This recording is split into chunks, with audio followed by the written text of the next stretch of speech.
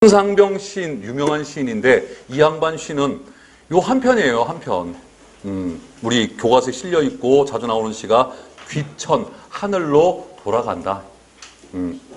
최근에 이렇게 하늘로 돌아가는 젊은 연예인들이 좀 있더라고, 그죠? 스스로 목숨을, 아니, 그 악플이 뭐 이렇게 대단한 거라고. 악플도 관심 아니야?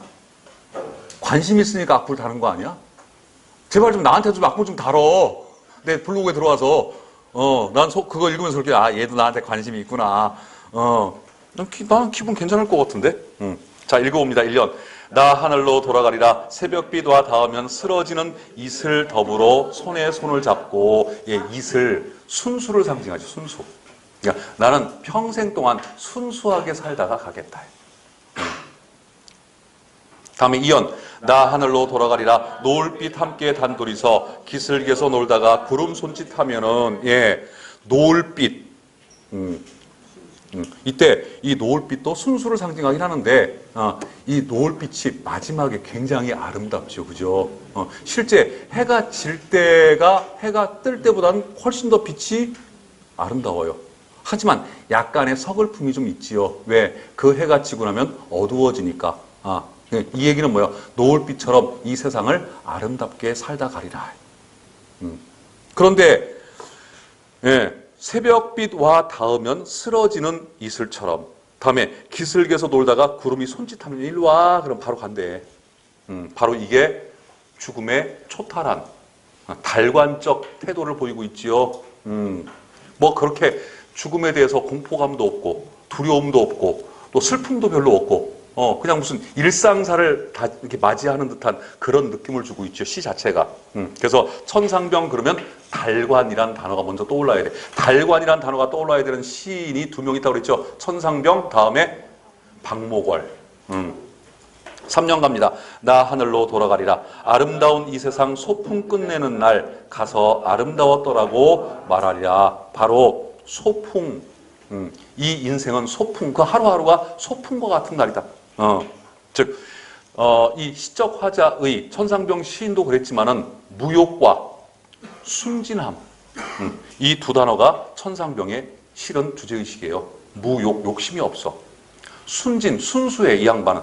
내가 이 천상병 시인이 돌아가시기 몇 년 전에 한번 뵌 적이 있고, 그리고 직접 내 차로 충남대학에서 대전역까지 꽤 먼 거리인데 제가 직접 모셨었고, 내 차 그 당시에 뭐 대학원생이 뭐 큰 차를 타겠어요. 프라이드 탈 적에 거기에 그 국어 국문학계에 좀 유명했던 분들을 내가 몇 분을 모셨는데, 그래서 부탁을 했어. 내 등받이, 조수석 등받이에 사인을 직접 좀 해달라고. 그 등받이에 유명한 분들 사인이 있었는데 그거를 거기다 받는 게 아니었는데 폐차됐어요, 결국. 그 사인과 함께 사라졌습니다. 그리고 몇 년 후에 천상병 시인이 돌아가셨는데 참 슬프더라고요. 직접 장례식도 제가 참석을 했었고, 또에 그 조의금도 좀 냈고, 그리고 그 천상병 시인의 조의금을 모아서 그 사모님께서 인사동에다가 천상병 문학관이라고 하는 찻집을 하나 냈어요. 그러다 이제 운영을 하시다가 사모님도 최근 몇 년 전에 돌아가셨고, 그 문학관은 아직도 운영이 다른 사람에 의해서 후배들에 의해서 되고 있습니다. 한번 인사동 가시면 한번 들려보세요. 괜찮아요. 거기 가면 문학가들이 많이 모여요. 지금도. 그래서 바로 이 소풍이라고 하는 단어는 이 작품에서 가장 상징적이고 중요한 단어예요. 바로 시적 화자가 세상을 바라보는 관점이 담겨져 있는 그런 단어예요. 천상병이 살았던 시대는 굉장히 암울했던 일제시대로부터 시작해가지고 거의 이제 그 군사 정부가 마감되는 시점까지 살다 가신 분이야. 그러니까 우리나라의 그 어두웠던 근현대사를 사셨던 분인데, 그분이 사셨던 그 세상을 이분은 뭐라고 표현해? 소풍이라고 표현을 합니다. 그러니까 바로 무욕과 순진의 시선으로 바라본 이 세상에서의 삶을 상징하는 그런 표현일 수가 있는 거죠. 가서 아름다웠더라고 말하리라 하고 말줄임표가 붙어 있죠. 실제는 그렇게 아름답지 못한 거다. 하지만 내가 보는 눈은 그랬다. 세상을 좀 이렇게 살아보자. 그런 얘기예요. 그래서 긍정적인 삶의 태도를 부여하는 작품이기 때문에 우리 젊은이들한테 시험 문제로 자주 올라오고 있어요. 넘어갑니다. 박제삼. 박제삼의 추억에서 이 작품 언젠가 본 기억이 있는 작품 중에 하나죠. 자, 1년 봅니다. 예, 박재삼 시인은 그 서정 시인이에요. 그러니까 그 김소월을 이어가는 우리 한국적 한의 정서를 어떻게 서정 100% 정서로 표현하면 김소월인데 그걸 이제 바꿔놨어 이미지로. 그래서 김소월을 계승하는 시인으로 알려져 있는 작가가 박재삼 시인이고 대표적인 작품이 추억에서 1년 갑니다.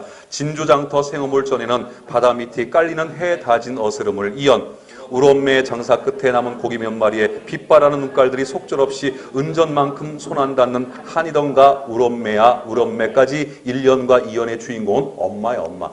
엄마가 진주장터에서 생어물을 다라에 이고 가가지고 팔고 그리고 다 팔아야 집으로 또 걸어서 그 차비가 아쉬워서 우리 저 어머님도 한참 고생하실 적에 그런 적이 있었어요.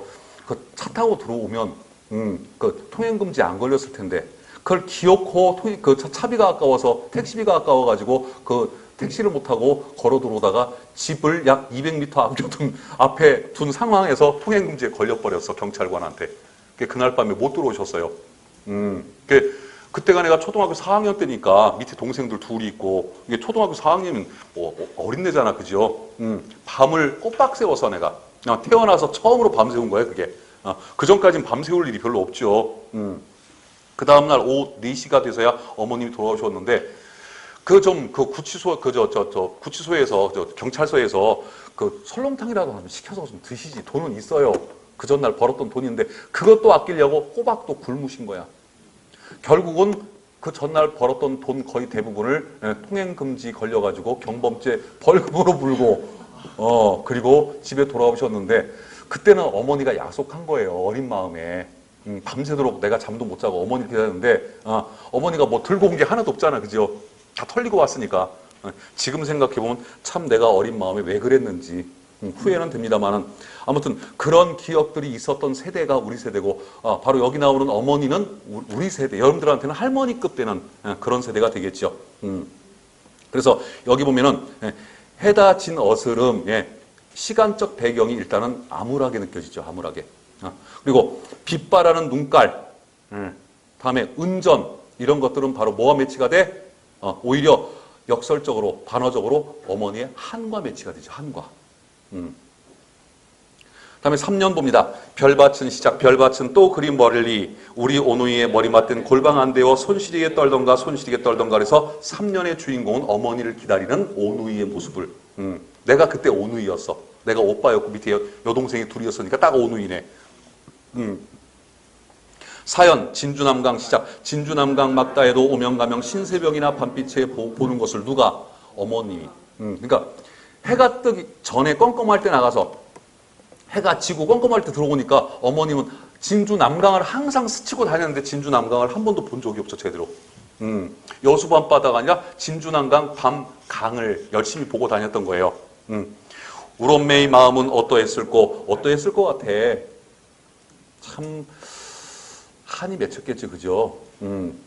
달빛 받은 옹기 전에 옹기들 같이 말없이 글썽이고 반짝이던 것인가? 뭐가? 어머니의 눈물이.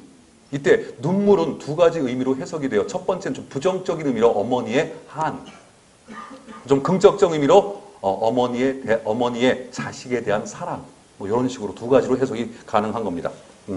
그래서 실제로 여러분들의 어머니 세대는 뭐 우리 때 어머니 세대보다는 고생은 좀 덜 하셨지만 그래도 자식을 생각하는 마음은 어떤 어머니가 뭐 다를 게 뭐가 있겠어요. 맛있는 게 들어오면 자식들부터 먹였지. 지금 어머니들도 그렇죠. 어머니가 먼저 홀라당 먹는 엄마? 없잖아, 그지요? 자, 다음에 강은교의 우리가 물이 되어 라는 작품이 나옵니다. 물은 생명을 생명의 근원을 상징하기도 하고 또한 뭘 의미하기도 해? 화합. 융합, 조화 이런 걸 의미하기도 해. 그래서 물 중에 가장 큰 물을 우리는 뭐라고 불러?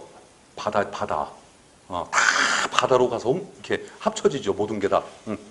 아무리 뭐 지금 뭐 앞으로는 어떻게 될지 모르겠지만 지금 정도의 무슨 폐수 정도도 바다로 들어가면 웬만한 건 다 희석이 돼가지고 그죠? 표가 잘 안 나죠. 이렇게 융합을 시키는. 자, 1년 봅니다. 우리가 물이 되어 만난다면 가문 어느 집에서 늘 좋아하지 않으랴. 우리가 키 큰 나무와 함께 서서 우르르 우르르 비 오는 소리로 흐른다면 할 적에 이때 물은 긍정적인 이미지며 생성의 이미지요. 생명의 이미지. 즉 나와 너를 합해줄 수 있는, 합일해주는 그런 매개체로 등장을 합니다. 그래서 이 물은 합일 또는 생명 또는 정화의 이미지를 갖고 있어요. 합일, 하나가 되는 거, 융합 같은 말이야. 조화 같은 말이야. 다음에 생명, 다음에 정화, 깨끗하게 해주는 거. 우리가 키 큰 나무와 함께 서서 우르르 우르르 비 오는 소리 할 적에 생명력이 충만한 소리를 의성어를 2번 반복해서 쓰고 있지요. 이언 읽어 흐르고 흘러서 저물려 캔 저 혼자 깊어지는 강물에 누워 죽은 나무 뿌리를 적시기도 한다면 아직 처녀인 부끄러운 바다에 닿는다면 흐르고 흘러서 저물려 캔 여기 저 혼자 깊어지는 강물. 모든 사람들은 삶을 살아가면서 아까 그랬잖아. 근원적인 슬픔, 근원적인 고독, 근원적인 한이 있어. 그때 저 혼자 깊어지는 강물은 바로 깊어져가는 인생의 한, 깊어져가는 인생에서 그리움, 깊어져가는 인생에서의 고독감 뭐 등등 우리가 인생에서 느낄 수 있는 그런 것들을 의미합니다. 죽은 나무 뿌리를 적시기도 한다면 아직 처녀인 부끄러운 바다 할 적에 처녀인 부끄러운 바다는 순수하고도 새로운 세계를 의미하죠. 모든 것을 포용할 수 있는 세계를 의미합니다. 3년 그러나 지금 우리는 불로 만나려 한다. 벌써 수치된 뼈 하나가 세상에 불타는 것들을 쓰다듬고 있나니 이때 불은 물과 대립되는 이미지로서 주로 부정적이고 파괴적인 이미지도 있고 또한 조금 좋게 본다면 이 불도 정화의 이미지도 있어요. 깨끗하게 만드는 방법 중에 불로 태우는 방법도 있잖아. 그래서 이런 파괴, 지금 그 총선을 앞두고 민주당이 됐던 또는 자유한국당이 됐건 그런 얘기를 많이 해요. 창조적 파괴라는 말을 많이 해. 그것도 역시 역설법이 걸려있는 말인데 파괴를 하지 않으면 창조가 안 된다. 지금 이런 정치, 이런 정당 체제로는 유권자들이 표를 주지 않을 것이다. 그래서 지금 그래도 유력한 지금까지 국회의원 활동을 잘했던 몇몇 국회의원들이 지금 불출마 선언을 해가지고 상당히 좀 화제거리가 되고 있죠. 그 사람들이 그렇게 해버리니까 실제로 국회에서 별로 일을 안 한 그런 국회의원들이 이제 가슴이 좀 뜨끔뜨끔해질 거야. 그래서 자유한국당에서는 50% 절반 정도로 현역 의원을 물갈이를 한다. 뭐 그런 게 바로 뭐예요? 창조를 하기 위한 파괴를 하는 행위를 말하는 거지. 그러니까 이때 이 불이라고 하는 게 바로 뭐예요? 창조적 파괴의 힘을 갖고 있는 거예요. 따지고. 여러분들이 공부를 하기 위해서는요. 고등학교 때 국어 공부 잘했다. 잘했지. 인정해. 왜? 학적부에 써 있으니까 그거 파괴시켜야 돼요. 버려야 돼 그거. 잘했으니까 나 여기서부터 하면 될 거야. 아니 밑바닥부터 해야 돼. 그런 자만심 갖고는 돼야 안 돼. 안 돼 절대. 예를 들어서 시험을 봤는데 죄송합니다. 떨어졌어. 다시 해보려고. 내년에 한 번 더 해보자. 내가 1년 동안 공부한 게 있으니까 거기서부터 해야지. 아니 밑바닥부터 다시 해야 돼. 그런 자만심이 결국은 그 이듬해 또 떨어지게 만드는 거예요. 결국은. 여러분들 마음을, 정신을 불로 말끔히 태워버려야 돼. 다시 시작을 해야 돼. 사연, 만리 밖에서 기다리는 그대여 저 불 지난 뒤에 흐르는 물로 만나자. 내가 지금 기다리는 상대가 그대. 이때 그대는 사랑하는 사람일 수도 있고 내가 맞이하고자 하는 새로운 시대일 수도 있고 그죠? 새로운 사상일 수도 있고 또는 통일일 수도 있어. 이 강은교 시인도 실은 민중저항 시인이에요. 이 양반도. 그래서 저 불이 지난 뒤에 흐르는 물로 만나자. 이게 창조적 파괴예요. 이게 바로. 이 강은교의 우리가 물이 되어 이 작품이 내년에 나올 가능성이 없지 않아? 있어요. 이런 면에서 볼 적에는. 오연 푸시시 푸시시 불 꺼지는 소리로 말하면서 올 때는 인적 끝인 넓고 깨끗한 하늘, 넓고 깨끗한 하늘, 즉 화자가 궁극적으로 지향하는 세계, 순수의 세계, 진실의 세계, 이런 세계들을 말하는 거죠. 그러니까 더러운 것은 싹 사라진 정화가 된 그런 절대 순수의 세계를 의미합니다. 즉 완전한 합일과 생명력으로 가득 차 있는 그런 세상을 의미하는 거죠. 다음에 황동규. 뭐 유명한 작가죠. 이 작가도 뭐 아버지만큼은 유명하지 않지만 뭐 아버지는 소설가 황순원 씨고 황동규 시인도 지금 연세가 거기 85쪽에 있지요. 그 정도 나이일 거예요.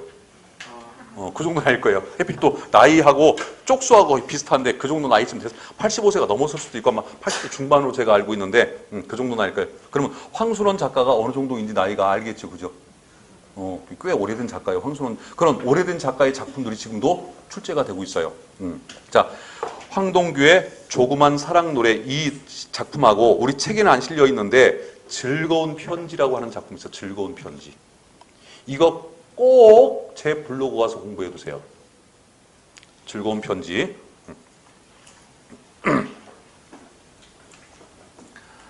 자, 작품 봅니다. 황동규 시인도 민중저항 시인 정도로만 알고 계시면 돼요. 자, 1년 봅니다. 어제를 동해면 편지를 받았다. 늘 그대 뒤를 따르던 길 문득 사라지고 길 아닌 것들도 사라지고 여기저기서 어린 날 우리와 놀아주던 돌들이 얼굴을 가리고 박혀있다. 어제를 동여맨 편지. 과거와 단절된 상황을 의미해요. 과거의 소식, 어제가 담겨있는 편지는 추억이잖아. 과거의 추억을 단절시킨. 그때 어제는, 오늘은 바로 군사 독재 시절이에요. 박정희 1970년 초반을 의미해요. 그러니까 그 군사 독재의 폭압적인 정치가 이루어졌던 시기를 말하고 어제는 그런 게 없었던 시기를 의미해요. 순수의 시대. 그러니까 어제는 항상 추억은 아름답잖아, 그죠? 저 참 지지리도 가난한 젊은 세월을 말도 안 나와 세월을 보냈어요. 오죽하면 밥 먹고 싶어서 군대를 자원 입대했을까? 그 정도 가난했어요, 내가. 오죽하면. 그런데도 불구하고 그 시절이 그리워져요. 지금 물질적으로 본다면 지금 내가 내 인생에서 가장 부자야. 더 지금보다도 봤을 때가 내가 지금 없어. 근데 20대를 생각해보면 그때는 정말 배고파서 군대를 가야 할 정도로 지지리도 못 살았던 그런 시절이 있었는데도 그래도 그때가 그리워. 왜? 추억은 아름다워요. 우리 식구가 지금도 안방 장롱 위에 라면 박스 4개를 그 버리지도 않고 접어가지고 또 올려놓은 그게 뭐냐면은 우리가 처음 신혼살림 시작할 때 우리 와이프가 그 옷 집어넣으려고 썼던 라면 박스야. 옷장이 없어가지고 가장 가난했던 시절이죠 그때가. 근데 그 라면 박스를 지금도 그 옷장에다 올려놓고 보관을 하면서 그거 쳐다보면서 이런 말을 해. 저 때가 행복했다고 해서 내가 그래서 라면 박스에다 옷 집어넣고 살까? 우리 행복해지게. 지금 그러면 행복하지 않아요. 그 시절이 행복했던 거야. 추억은 아름다. 그러니까 항상 시에서 윤동주도 항상 어린 시절, 아동기적으로 굉장히 순수한 시절로 파악을 하죠. 마찬가지예요. 그래서 어제를 동여맨 편지, 어제와 오늘, 내일을, 심지어 내일까지 과거가 단절되어 있는 민족은 미래도 없어요. 그죠? 그래서 어제와 오늘, 내일을 단절시키는 그런 편지, 단절과 상실의 정서가 나타납니다. 이 시는 바로 유신, 10월 유신이 이루어지고 쓴 시야. 그걸 반대하는 시야, 실은. 근데 대놓고 10월 유신을 반대하는 시를 쓰면은 발표가 안 돼요. 그 당시에는 검열제도가 있었기 때문에. 그러니까 이렇게 사랑시로 쓸 수밖에 없었어요. 늘 그대 뒤를 따르던 이때 그대는 바로 순수했던 시대를 의미해. 또 시적 화자가 추구하는 순수한 시대를 의미해. 길 문득 사라지고 길 아닌 것들. 길은 바로 뭐예요? 인생의 길이야, 길. 인생길, 지표. 우리가 추구해야 될 어떤 방향을 의미하는데 그런 방향성이 상실했어, 이 시대가 지금. 그러니까 얼마나 고도의 비유와 상징을 걸어놓은 신지를 알 수가 있죠. 이렇게 써놓으니 군사 독재 정부에서 이 검열을 피할 수가 있었던 거예요. 발표가 됐던 시, 그 당시에. 여기저기서 어린 날 우리와 놀아주던 돌, 예, 우리와 놀아주던 돌, 예, 여기저기서 어린 날 우리와 놀아주던 돌은 어린 시절에 즐겁고 순수했던 추억과 관련된 것들이야. 즉 과거에 소중했던 가치를 의미하죠. 과거에 우리가 지키려고 했던 그 순수함, 얼굴을 가리고 그 순수함이 이제는 이 시대에는 없어. 자, 다음에 B로 표시되어 있는 부분이 있죠. 이 원래 이 시는 연구분이 없어요. 사랑한다, 사랑한다, 시작. 사랑한다, 사랑한다. 추위 가득한 저녁 하늘에 찬찬히 깨어진 금들이 보인다. 성긴 눈 날린다. 땅 어디에 내려앉지 못하고 눈 뜨고 떨며 한없이 떠다니는 몇 송이의 눈. 네, 사랑한다, 사랑한다. 물론 사랑하는 사람한테 대한 사랑의 고백일 수도 있어. 근데 민주화를 사랑한다.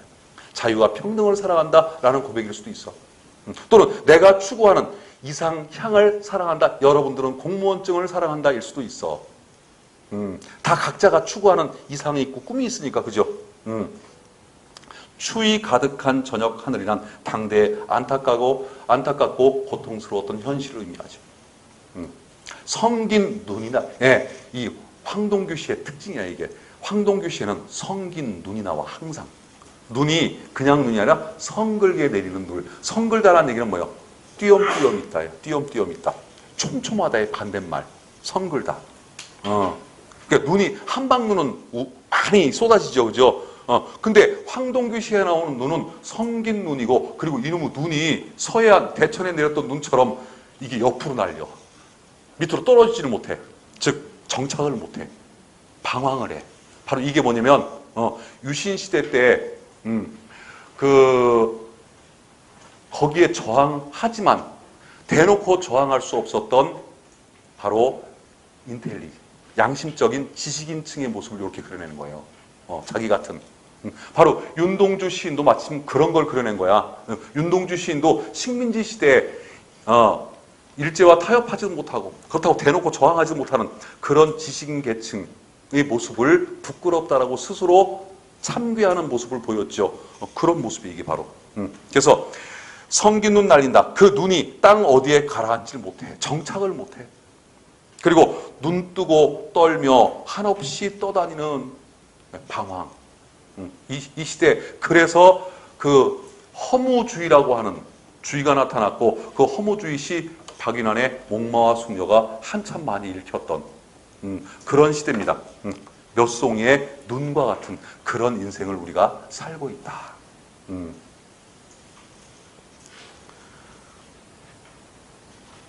뭐 겉으로 나타나는 주제는 사랑의 상실로 인한 슬픔 이런 정도가 되겠지만, 속에 있는 주제는 뭐예요? 암울한 시대 상황에 대해서 그 상황 속에서 느껴지는 안타까움, 지식인들의 고뇌, 뭐 이런 것들이 주제가 됩니다.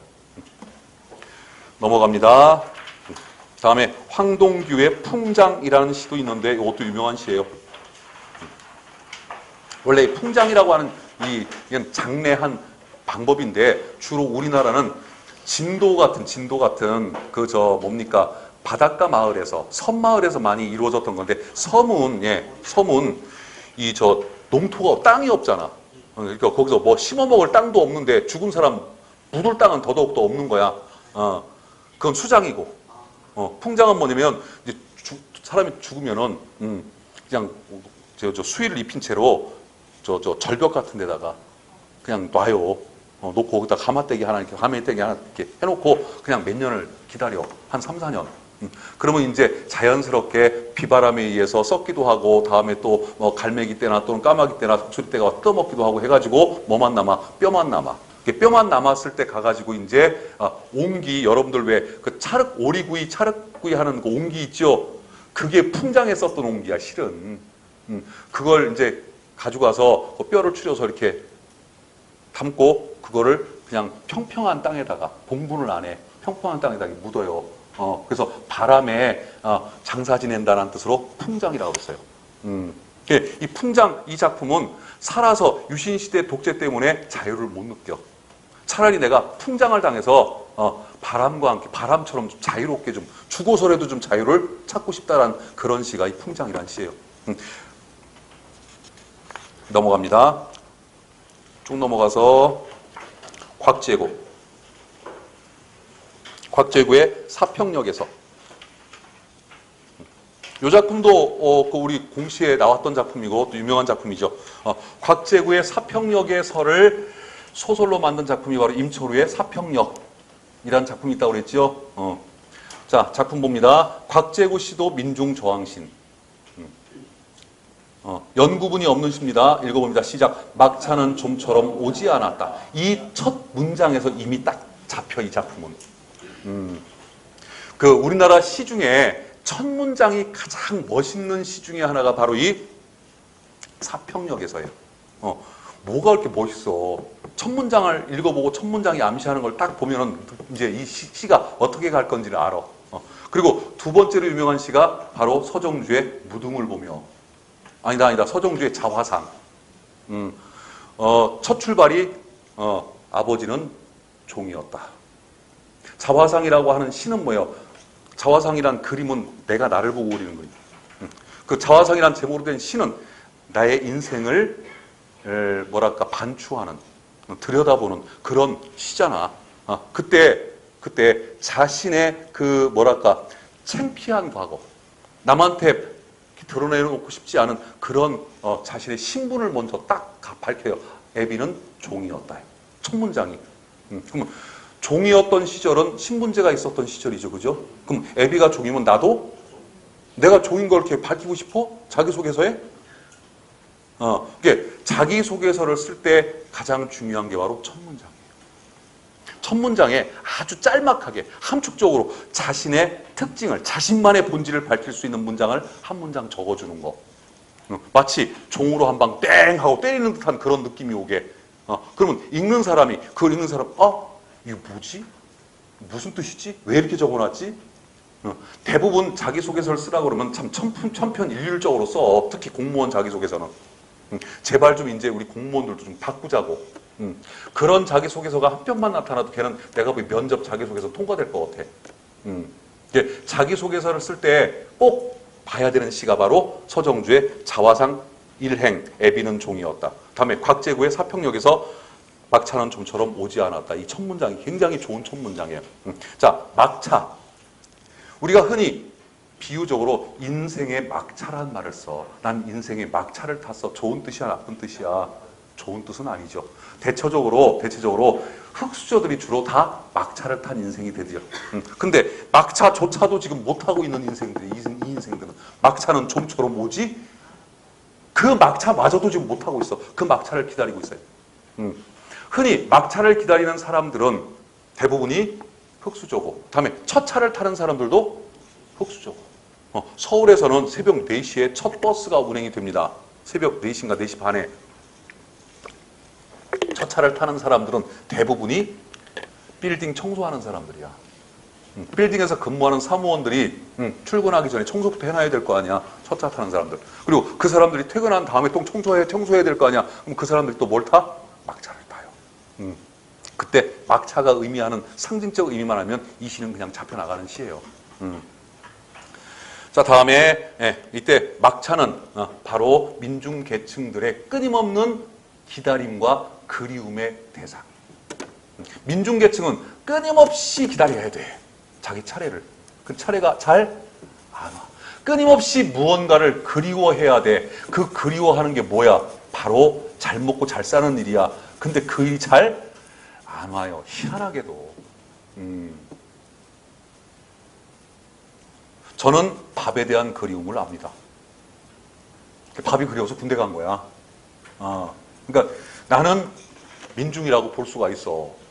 그런데 잘 먹고 잘 사는 놈들이 그 당시에 데모를 하고 돌아다녀. 그래서 내가 물어봤어요. 야, 너 집 먹고 살만 하잖아. 농사도 크게 짓고 연무대에서. 그거 왜 그러니? 그 연무대에서 그게 희정이지. 그랬더니 뭐 민중이 어쩌고 저쩌고 하길래 내가 그랬어. 너 민중이야? 엄연히 말해서 넌 민중 아니잖아. 내가 민중이잖아. 민중은 지금 밥 먹고 살기 힘들어서 그런 거 할 수가 없어. 실제 민중이라면. 너 스스로 민중이라고 하고 다니지 마. 너 스스로 부끄럽지 않니? 민중을 대변한다고 그래, 차라리.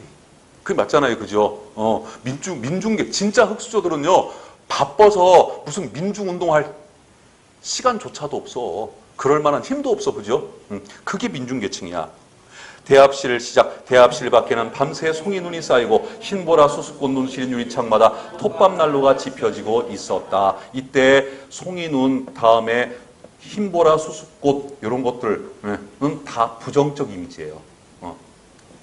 겨울 추위를 상징하죠. 추위는 민중에게 극심한 고통과 시련을 의미하지요. 결국에는. 톱밥난로가 지펴지고 있었다 할 때 톱밥난로는 그나마 안온한 존재예요. 그나마. 톱밥난로들이 아니라 톱밥난로예요. 어떤 시험 문제 이번에 기출문제 보니까 톱밥난로들이 뭐 몇 개 있어가지고 굉장히 따뜻한 분위기다 이렇게 그런 설명이 그 답이지 무조건 틀린다.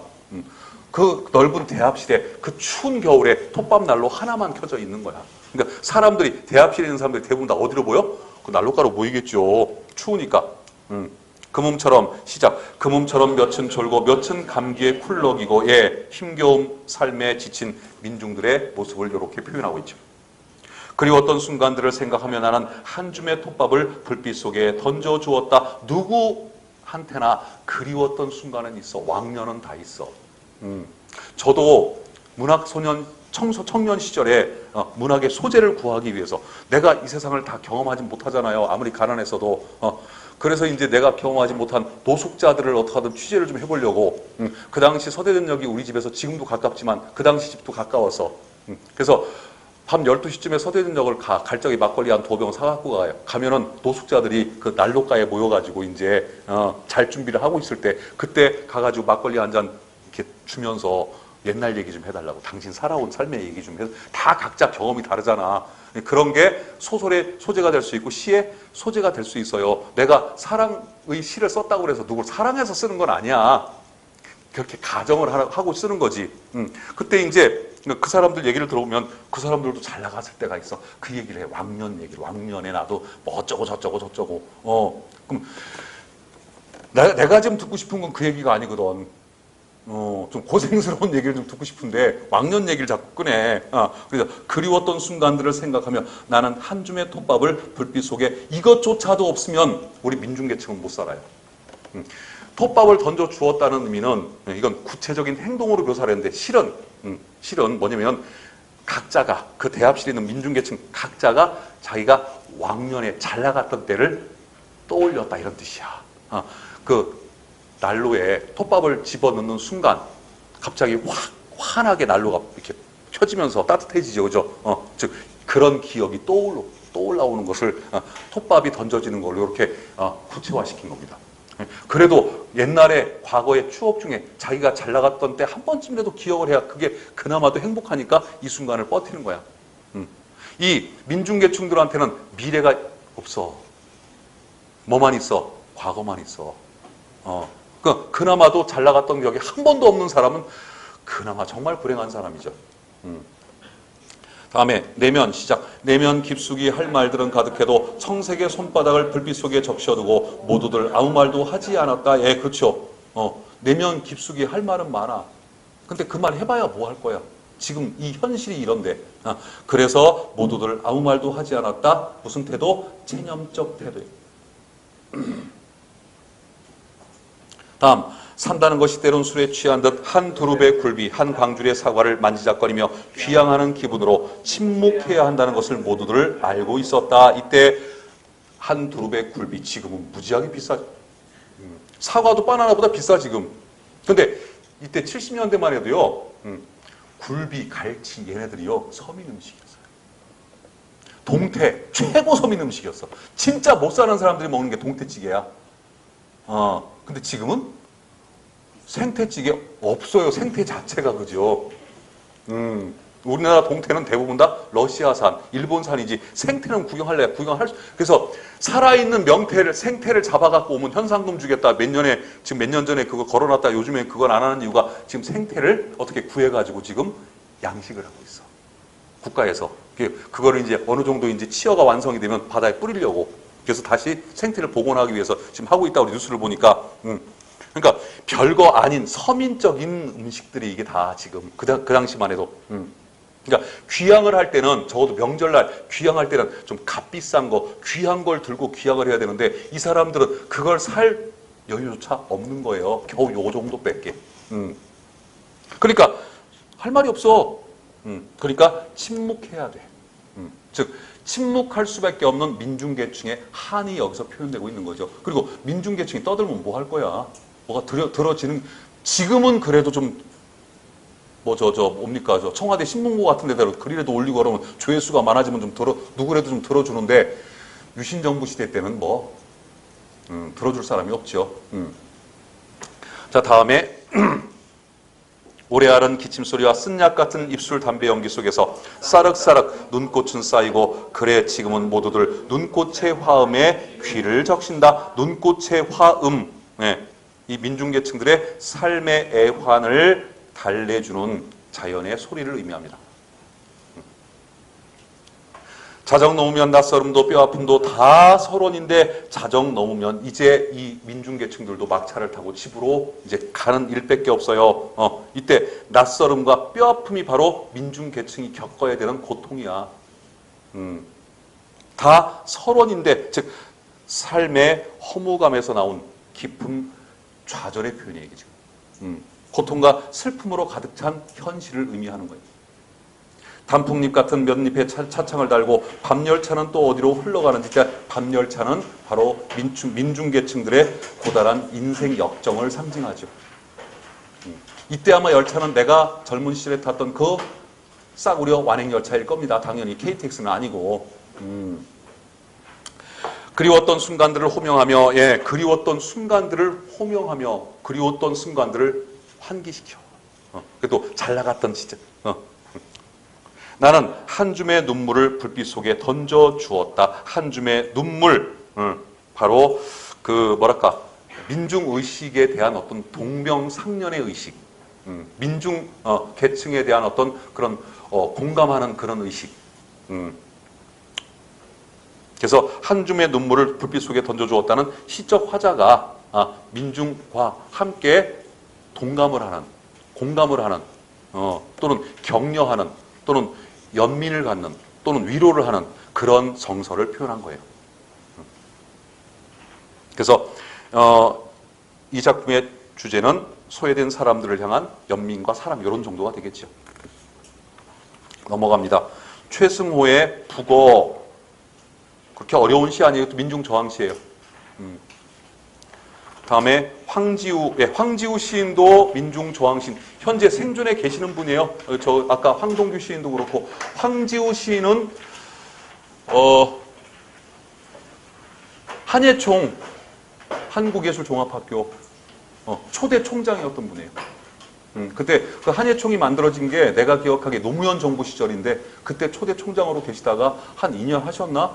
이명박 정부로 바뀌면 잘렸죠. 억울하게 무슨 누명을 뒤집어 쓰고. 내가 아는 황지우 씨는 그런 분은 아니에요. 내가 아는 이명박이는 그런 분이고. 최두석의 성의 꽃, 이 작품도 민중저항시예요. 읽어보시면 알만한 시입니다. 넘어가서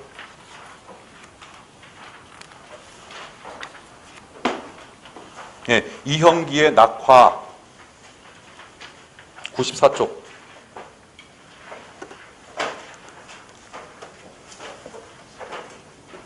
작품은 그렇게 유명한 작품이 아닌데 이 작품의 일련이 굉장히 유명하죠. 우리나라 유명한 식귀절 중에 베스트 3를 뽑아라 그러면 꼭 요 작품의 일련이 나와. 가야 할 때가 언제인가를 분명히 알고 가는 이의 뒷모습은 얼마나 아름다운가. 박수 칠 때 떠나라. 그런 말이 있죠. 우리가 엘비스 프레슬리를 그 음악사에서, 팝 음악사에서 기념하는 이유는 이 양반이 가장 인기가 있었을 때, 그때 총 맞아 죽었죠. 그것도 광팬. 도대체 이해가 안 가요. 팬이 왜 총을 쐈을까? 그리고 엘비스 프레슬리의 사위, 물론 엘비스는 못 봤습니다. 그 사위를. 엘비스가 그 락의 황제라고 불렸던 사람이고, 팝의 황제라고 불렸던 마이클 잭슨은 엘비스 프레슬리 딸과 결혼을 해요. 아마 그 마이클 잭슨의 두 번째 부인인가 그럴 건데, 별걸 다 알죠, 그죠? 근데 우리나라 현재 연예계는 내가 잘 몰라. 팝은 좀 알아. 왜? 예전에 DJ를 좀 했었거든. 음악다방에서. 그래서 좀 그때 배웠었어요. 그때 마이클 잭슨도 결국은 한참 인기가 있을 때 아무튼 간에 그 지병으로 지병으로 죽게 됐죠. 그런데 또 외국에 보면은 유명한 정치가들 중에는 정말 멋있게 떠나갔던 그런 정치가들이 많은데도 불구하고 우리나라 정치사를 보면 현대 정치사에서는 정말 아름답게 떠나지 못했던 대통령들이 너무 많아. 이승만도 그랬고 박정희도 그렇고 뭐 전씨는 말할 것도 없고 그죠? 요즘엔 또 다른 전씨가 이렇게 뜨고 있지요. 한기총의 전 무슨 기분 나쁘게 훈자가 들어가 이름에. 전광훈 씨. 아무튼 간에 박근혜 씨까지. 그러니까 과연 박수 칠 때 떠나는 게 어떤 모습일까? 나도 박수 받으면서 떠나고 싶은데 싫어. 끝까지 갈 거야 나. 가는 데까지. 지금은 끝까지 버티는 게 뭐 잘 사는 거라고 하더라고요. 가늘고 길게. 자, 작품 봅니다. 낙화, 꽃이죠. 꽃은 뭘 상징한다고? 생명. 그럼 낙화는 생명이 진다여. 죽음이야, 죽음. 그런데 시에서 죽음은 그냥 죽는 게 아니에요. 새로운 탄생을 위한 순환적인 준비 과정이야. 즉, 내가 중학교를 졸업했어. 그럼 중학생인 나는 죽은 거예요. 그랬더니 진짜 죽었어? 아니지. 고등학생인 내가 탄생을 하는 거야. 고등학교를 졸업해서 고등학생인 나는 죽은 거야. 대학생인 내가 탄생을 하는 거야. 이렇게 인생은 점점 우리 인간의 영혼이 성숙해져. 그러니까 전에 있었던 영혼을 버려야만 그것도 창조적 파괴죠, 일종의. 그걸 버릴 줄 알아야 새로운 영혼, 더 성숙한 영혼이 탄생을 한다는 시가 바로 이 시예요. 그래서 시에서의 죽음은 죽음 자체를 의미하진 않아요. 그러니까 삶의 한 과정에 새로운 걸 만들어낼 수 있는 자양분과 같은 희생, 헌신, 이게 흔히 우리 현대신들이 파악하는 죽음의 이미지. 작품입니다. 가야 할 때가 언제인가를 분명히 알고 가는 이의 뒷모습은 얼마나 아름다운가. 그냥 그대로 파악하세요. 그냥 이거 그대로 받아들이면 돼. 이연, 봄한철 격정을 인내한 나의 사랑은 지고 있다. 3년, 분분한 낙화, 결별이 이룩하는 축복에서여 지금은 가야 할 때. 4연, 무성한 녹음과 그리고 머지않아 열매 맺는 가을을 향하여 나의 청춘은 꽃답게 죽는다 할 적에 봄은 우리 인생으로 말하면 청춘, 여러분들을 의미합니다. 이제는 나이가 조금 이렇게 많아져가지고, 그죠? 100세 시대 뭐 어쩌고 하니까, 이젠 그 청춘, 이게 청소년, 이걸 좀 구분을 좀 이제 다시 해야 돼. 봄은 언제까지일까? 내가 살아보니까 봄은 40세 이전까지, 30대까지. 이제는. 예전에 20대까지라고 했는데, 아니야. 이제는 30대 말, 40대 초반까지가 봄이야. 다음에 여름은 40대, 50대, 65세까지. 이때가 실은 한참 일을 할 나이에요. 저는 그렇게 생각을 해요. 제발 좀 일 좀 45세 넘어서 시키자. 45세 이전에 있는 사람들은 할 일이 또 있잖아. 그죠? 우리 인류 역사를 창조해야 할 그 일을 해야 돼. 그 일을. 지금 그 일을 못 하잖아. 지금 우리 젊은이들이. 그래가지고 지금 출생아가 줄고 있죠. 계속해서. 큰일이야. 이거 굉장히 큰일이에요. 그리고 젊었을 때 좀 놀아야 돼. 놀고 싶잖아. 주말 되면 여러분들 주말 되면 놀고 싶어서 공무원 하려고 하는 거 아니야? 공무원들 중에 주말에 못 노는 공무원 무지하게 많다. 대봐라 이제 그런 거. 아마 공무원 되면요 한 2년만 지나면 그 후에 많이 할 거야. 내가 이러려고 공무원 했는지. 근데 45세가 넘어가면 내가 경험해 보니까 45세가 넘으면 일을 하고 싶어져. 주말에도. 내가 그래 내가. 일하는 게 재밌어 이제는. 예전에 나도 노는 게 좋았는데 지금은 일하는 게 재밌어. 그렇다고 일하는데 뭐 크게 일 잘 못하나요 내가? 아니잖아 그죠? 이제 많이 젊어졌기 때문에 65세까지는 청년이야 청년. 그리고 65세에서 약 15년 한 80세까지가 이제 가을로 가야 돼 가을. 이제 서서히 삶을 정리하는 삶의 어떤 그런 누구에겐가 뭔가 자양분이 될 수 있고 충고도 해줄 수 있고 그런 나이. 그리고 이제 80세나 85세 이후에 죽음을 맞이하는 겨울이 되겠지요. 그러니까 그만큼 청춘의 길이가 이제는 많이 늘어난 셈이야. 그래서 결혼도 늦게 하죠. 그래서 결혼도 늦게 하는 건가? 자, 봅시다. 봄은 바로 청춘을 의미하고 그 청춘을 인내한 나의 사랑이 지고 있다. 이때 사랑은 뭘까? 젊음을 의미해. 젊음. 분분한 낙화, 분분하다. 향기롭다는 뜻이야. 향기롭게 뭐가 떨어진다는 뜻이야, 이게. 결별이 이룩하는 축복 역설법이죠. 이별이 뭐가 축복이야. 근데 이별을 하고 나면 또 새로운 만남이 생기니까 이별이 뭐가 될 수 있어? 축복이 될 수가 있다는 얘기예요. 지금은 가야 할 때. 지금은 내가 청춘을 버리고 떠나가야 돼. 무성한 녹음, 녹음, 여름을 의미하죠, 여름. 그리고 머지않아 열매 맺는 가을을 향해요. 나의 청춘은 꽃답게 아름답게 죽는다. 아름답게 죽는다도 실은 따져보면 역설법이에요, 이것도. 죽음이라는 게 그렇게 아름다울 수는 없죠. 하지만 새로운 새 인생이 기다리고 있기 때문에 아름다울 수 있는 거야. 다음에 오연. 헤어지자 섬세한 손길을 흔들며 하롱하롱 꽃잎이 지는 어느 날 6년 나의 사랑 나의 결별 샘터에 물고 있는 듯 성숙하는 내 영혼의 슬픈 눈에 샘터에 물고 있듯 성숙하는 내 영혼. 청춘을 보내고 나니까 중장년이라고 하는 적어도 육체는 조금 망가졌지만 영혼은 정신은 좀 더 성숙된 완숙된 그런 경지가 되지요. 그런 영혼이 찾아와. 하지만 그래도 청춘이 가는 건 슬퍼.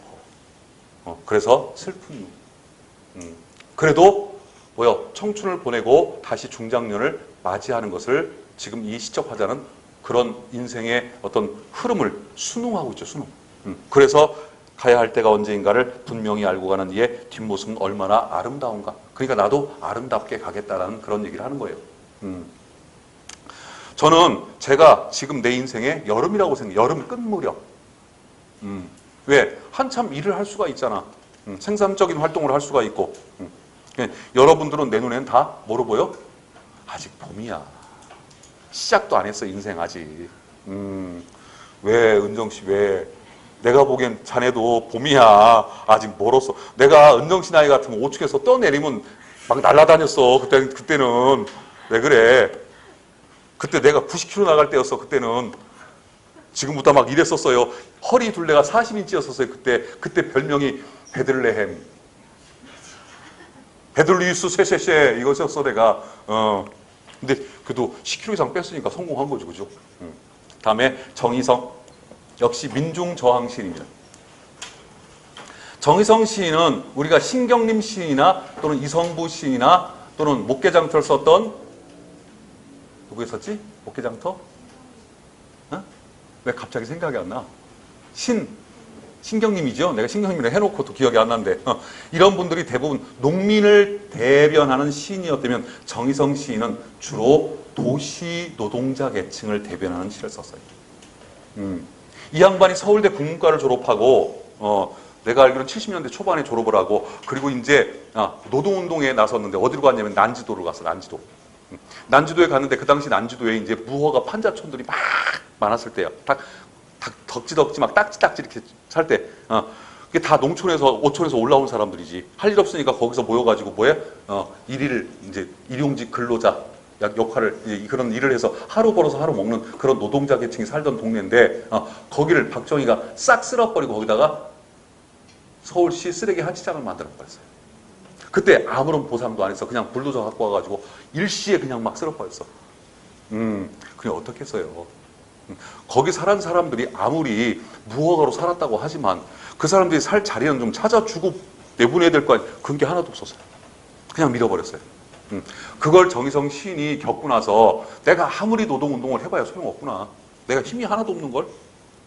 그리고서 다시 대학원 공부를 해가지고 박사학위를 받고 서울대 교수를 했는데 그 이후로는 노동운동을 안 하신 것 같아요. 그리고 하여튼 서울대에서 은퇴를 하신 분인데 이제 그때 썼던 시인 것 같아 이게 지금. 자 봅니다. 흐르는 것이 물뿐이랴. 우리가 저와 같아서 강변에 나가 삽을 씻으며 거기 슬픔도 퍼다 버린다까지. 예, 이 시는 연구분이 없는 시예요. 연구분이 없어요. 연구분이 없을 때는 어떻게 마침표가 찍혀져 있는 종결 어미가 있을 때까지만 읽으면 돼. 흐르는 것이 물뿐이겠느냐? 아니, 우리 인생도 흘러. 이때 물은 바로 노동자, 즉 시적 화자로 대표되는 노동자의 객관적 상관물이 됩니다. 우리가 저와 같아서, 우리가 뭐와 같아서? 물과 같아서 강변에 나가 삽을 씻으며 하루 일을 다 끝내고 바로 이 삽이 노동자 계층을 암시하는 상징적인 소재죠. 삽을 씻으며 거기 슬픔도 퍼다 버린다. 그러니까 하루의 모든 고통과 애환을 강에 가서 강물로 삽을 씻으면서 자아성찰을 그리고 사귀는 거예요. 그 슬픔을 사겨. 읽어 일이 끝나 저물어 스스로 깊어가는 강을 보며 쭈그려 앉아 담배나 피우고 나는 돌아갈 뿐이다. 스스로 깊어가는 강은 바로 스스로 깊어가는 노동자들의 애환, 한을 상징합니다. 쭈그려 앉아 담배나 피우고 무슨 태도? 체념적인 태도죠. 체념적인. 그러니까 이 울분을 사귈 데가 없는 거야. 다음에 읽어 삽자루에 맡긴 한 생애가 이렇게 저물고 저물어서 샛강바닥 썩은 물에 달이 뜨는구나. 삽자루에 맡긴 한 생애, 노동자의 한 생애를 의미하고 있고, 저물고 저물었다는 얘기는 이 시적 화자는 이제는 늙은 노동자야. 이제 나이가 적어도 내 나이 이상은 된 그런 노동자입니다. 그리고 샛강바닥 썩은 물. 샛강은 무슨 강을 샛강이라고 그래? 큰 한강에 줄기가 있죠. 큰 본류가 있죠. 본류. 거기에 이제 작은 지류들이 있죠. 그 작은 지류가 샛강이에요. 샛강. 그래서 샛강 살리기 운동 하자고 그러잖아요. 샛강. 샛강이 살아야 뭐가 살아? 본류가 살아. 강이 살아야 뭐가 살아? 바다도 살아. 샛강이 썩으면 본류도 썩어. 강이 썩으면 뭐도 썩어? 바다도 썩어. 이렇게 되는 거예요. 그러니까 이 샛강은 바로 이 사회에 샛강에 해당하는 계층들, 즉 사이드에서만 살았던 민중계층들을 암시하죠. 이 사회의 큰 흐름, 큰 물줄기에 살고 있는 사람들은 대통령, 국무총리 뭐 이런 분들이잖아, 그죠? 위에 있는 분들. 우리는 대부분 다 그쵸? 그러니까 지방직이잖아. 그러니까 조금이라도 샛강보다 큰 강으로 가려면 국가직을 해. 왜 국가직을 왜 이렇게 싫어하는지 모르겠어요, 요즘 학생들이. 국가직이 좋아요. 끝발도 있고 열심히 하면 승진도 잘 돼. 대신 10월달, 11월달, 9월, 10월 요때쯤 한참 국정감사처럼 집에 갈 생각하지 마. 저 세종에 근무하는 저기 공무원들은요, 자기 파트에 국정감사가 걸리면 적어도 최소한 보름 정도는 집에 못 가요. 왜? 국정감사 준비해줘야 될 거 아니야, 자기 기관장. 기관장 국정감사 끝날 때까지 퇴근 못 해. 퇴근했다 잘려, 그냥. 하지만 그래도 국가직이 있어야만 지방직 공무원들을 우습게 봐. 그리고 저 모역에 승진이 빨라. 일을 한 만큼 승진이 되는 거야. 그 세종은 가깝잖아. 청주에 출퇴근권이잖아요. 그죠? 거기 세종 청사가 시설이 좋대요. 동사무소보다. 농담 아니야. 국가직 봐. 왜 국가직을 왜 회피해? 대부분 내가 얘기 들어보니까 대부분 다 지방직 쪽으로 가려고 하는 것 같은데, 기왕에 큰 물 가서 노세요. 샛강에서 놀지 말고. 자, 샛강, 썩은 물. 뭘 의미할까? 썩어가고 있는 노동자들의 한. 그죠? 그러잖아, 부모님들이. 내가 너 때문에 속이 썩어. 그런 말 하잖아, 그죠? 속이 썩어가고 있는 노동자들의 한이지. 달이 뜨는구나. 그나마 희망이 있어. 그나마. 하긴 그래요. 누구든 그나마 희망이 없으면 못 살죠. 뭐 썰리나 또는 구하라도 희망이 없으니까 죽었겠지. 그나마도 희망이 조금이라도 있었다면 걔네들이, 그 젊은 애들이 죽었겠어요? 스스로 목숨을 끊었겠어요? 우리가 저와 같아서, 뭐와 같아서? 물과 같아서 흐르는 물에 삽을 씻고, 이것밖에 우리가 할 수 있는 게 없어. 저항할 수 있는 힘이 없어, 민중계층은. 스스로 마음을 사귀는 수밖에 없어. 먹을 것 없는 사람들의 마을, 바로 민중계층들이 사는 그 누추한 마을로 다시 어두워 돌아가야 한다. 역시 끝까지 어둡다는 표현으로 이 시의 분위기가 상당히 암담하게, 그러니까 앞으로 민중계층, 앞으로 노동자의 미래가, 어두운 미래가 계속 암시가 되고 있는 것이요. 밝아질 기색이 보여지질 않아요, 지금 현재. 넘어갑니다. 유한진, 예. 나이 덕에 뿌리에게, 이 작품은 꼭 좀 공부 좀 해놓으세요. 요거 그 부모님 또는 스승님과 관련된 시예요. 이게. 넘어갑니다. 고대 시가로. 생각보다도 요번 달은 조금 진도를 빨리 지금 땡기고 있는 편이에요. 지난달에 내가 진도 땡기는데 실패를 봐가지고 최대한 좀 빨리 땡기고 있어요. 자, 향가. 향가. 집에 가셔가지고 좀 읽어갖고 오시는데, 자, 향가에 대해서 일단 좀 정리를 좀 하겠습니다. 향가는 상대 가요 이후에 나타난 우리나라의 최초의 우리나라 고유의 정형시가가 향가입니다. 상대 가요라고 불리우는 게 지금 현재 남아있는 게 세 작품이 남아있죠. 뭐가 있을까? 황조가, 공모도화가, 또 하나가 구지가. 요 세 작품. 이때 공모도화가와 다음에 황조가는 이번 금년에 문제 나왔던 거예요. 개인적 서정시예요, 얘네들은. 한 개인이 자신의 감정, 정서를 노래한 시들이야. 근데 뭡니까? 구지가는 집단 주술적인 가요야. 여럿이 모여가지고 부르는 노동요라고도 하죠. 노동요. 노동할 때 부르는 노래. 그래서 구지가는 집단 주술적이고 집단적인 노동요라고 봅니다. 그 이후에 이제 나타난 우리 삼국유사에 기록되어 있는 향가가 바로 우리나라 최초의, 우리나라 고유의 개인적 서정시입니다. 그때 이 향가는 현재 적어둘 필요는 없어요. 삼국유사의 14개 작품과 다음에 균여전이라고 하는 노래로 균여전에 보현 10원가라고 하는 10원밖에 안 돼. 보현 10원가라고 하는 노래에 11수가 기록이 되어 있는데, 보현 10원가는 균여 대사가 쓴 균여전이란 노래, 역사책에 기록이 되어 있는 거라 무지무지하게 불교적 색채가 강해. 그래서 시험 문제 잘 안 내. 얘는 몰라도 돼. 그래서 우리가 공부해야 되는 것은 바로 이제 그 삼국유사에 기록되는 14개 향가인데, 이 14개 향가는 향가로만 기록되어 있는 게 아니라 실은 역사책이라고 하는 건 무슨 책이에요? 옛날 이야기책이야. 옛날에 이런 일이 있었다. 몇 년도에 이런 일이 있었다. 삼국유사나 삼국사기는 다 그런 식으로. 그래서 그 한 이야기, 한 줄거리 이야기를 기사라고 그래. 기사. 신문 기사할 때 쓰는 기사. 그래서 기사 한 토막, 한 토막, 한 토막이 이렇게 연결되어 있는 게 삼국유사, 삼국사기라는 책인데, 삼국유사는 야사에 가깝고 삼국사기는 그래도 좀 고증이 되어 있는 정사에 가까운 기록이라고 하는데, 솔직히 삼국사기도 정사라고 하기는 조금 무리가 있어요. 실질적으로는. 아무튼 간에 삼국사기를 썼던 분도 스님, 일연이라고 하는 스님이 썼기 때문에 이 삼국유사도 불교적 관점이 많이 녹아들은 그런 책일 수가 있는데, 거기에 신라에 나오는 14개 기사, 그 14개 기사 안에 14개의 각각의 한 기사에 한 노래씩 향가가 적혀져 있는 거예요. 향찰 표기로 적혀져 있는 노래를 일제시대 때 양주동 박사께서 향찰을 해독을 해가지고 이제는 우리 이제 한글로 우리가 읽기 시작을 했죠. 그때 이 향가라고 하는 노래는 형식적으로는 사구체서부터 시작을 해요. 그러니까 상대 가요가 4줄짜리 한 시체로 돼 있어. 그것처럼 가장 원시적인 향가인 이 향가 사구체도 4줄짜리 한 시형체로 돼 있는데, 중요한 건 뭐예요? 상대 가요는 한 시로, 한문으로 적혀져 있어요. 한자로. 한문. 근데 향가는 향찰 문자라고 하는 특이한, 향찰 문자는 우리나라 고유한 문자이다, 아니다?